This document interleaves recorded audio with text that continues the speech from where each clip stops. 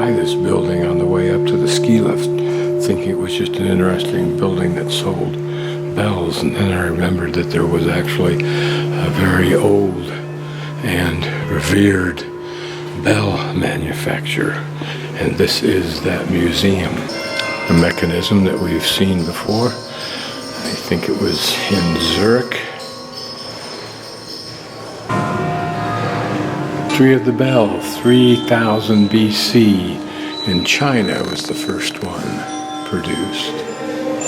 But Christians didn't accept the great advantages of advertising from bells because of its disdain for the primitive. Of course, we can see where that got, since it's riddled with the primitive, being a refinement of same. It's interesting just to look at the slight variations in bell design. But still, you can design something like this, but how do you craft that curve symmetrically perfect all the way around?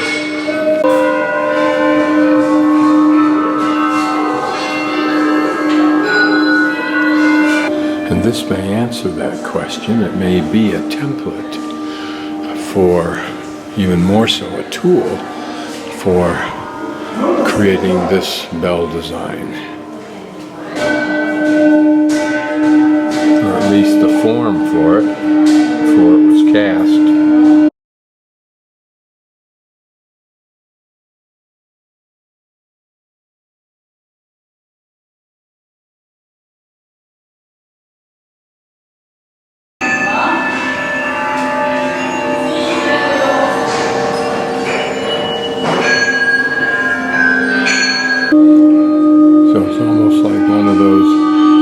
Devices the women use, or seamstresses used to use to create the form for a woman's dress. There's a scale model of that same thing.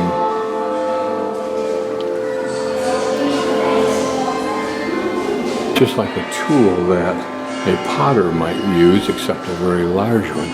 You can see them forming that edge there.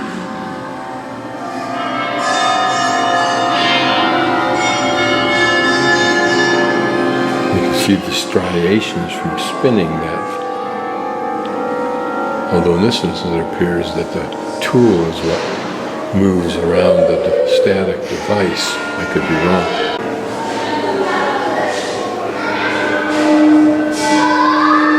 This may illustrate the inner form, the bell that's cast, and the outer form. Here what it looks like. Did they carve that detail inside of a form? Apparently they use a false bell in this position, and then just before they're going to cast it, they remove that and put they remove it. This is part of a casing. The negative of the detail that will be on the bell is evident, apparently. This probably reflects the chemistry of the bells and the bell making and the iron making. A drawing recorded in a traveling diary in 1691. The bell you can cast a cannon. Little items that were also made. A large Christmas bell.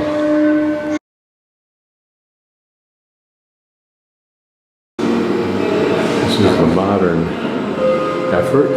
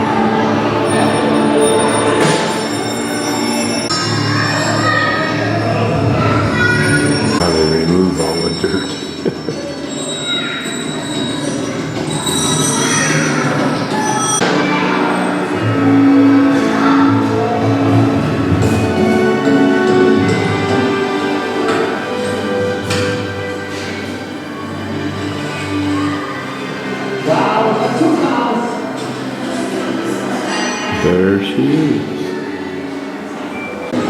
Like the phoenix, it all rises again.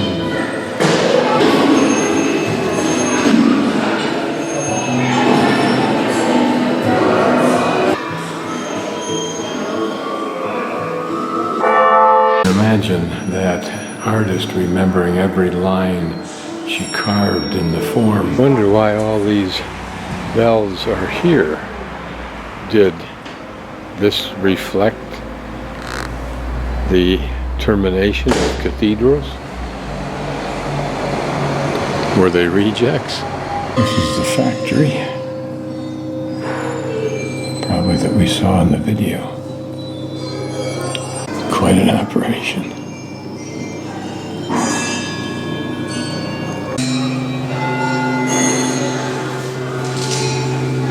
Here's a kid's playroom. This is to illustrate that there are vibrations. When it goes, the vibrations appear as waves on the surface, but I think it takes a kid to whack it that loud to do it. Let's just see. Get a little flicker, but not much.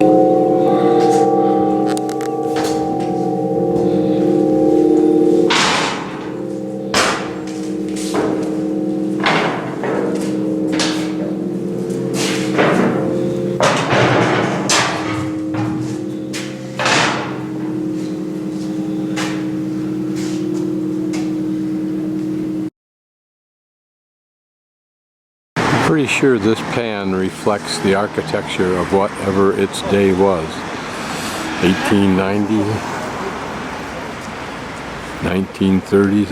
These colors, if nothing else, give a loveliness, a lightheartedness,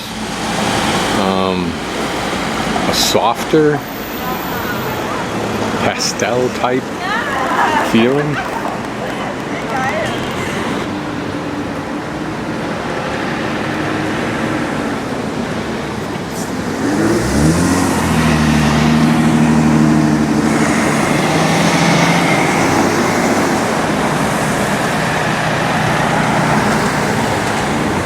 You could argue this makes an interesting architectural contrast and cultural contrast, perhaps, between the past.